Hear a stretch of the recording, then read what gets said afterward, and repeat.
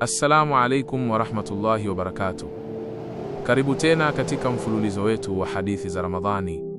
Leo tupo episodi ya 8, hadithi yenye matumaini makubwa kwa mwenye kufunga. Qala Rasulullahi thalathatun la turaddu da'watuhum, as-saimu hatta yuftira, wal-imamu al-adilu, wa da'watu al-madhlum, rawahu at-Tirmidhi. Mtume Muhammad sallallahu alayhi wasallam amesema, watu watatu dua zao hazirudishwi: mwenye kufunga mpaka afungue, kiongozi mwadilifu, na dua ya mwenye kudhulumiwa. Hii ni bishara kubwa.